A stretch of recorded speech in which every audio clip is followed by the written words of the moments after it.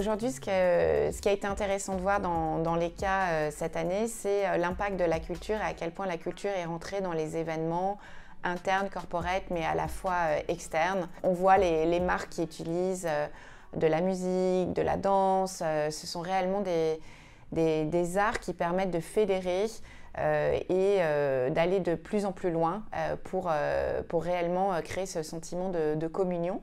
La grosse tendance qu'il y a en fait finalement, c'est celle qui se déduit de cet après-Covid, c'est le fait d'être fédérateur.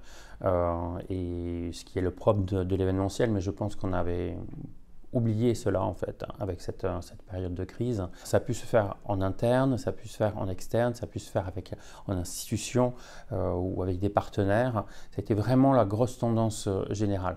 On a pu le voir sur des festivals, on a pu le voir sur des compétitions sportives, on a pu le voir sur des video games.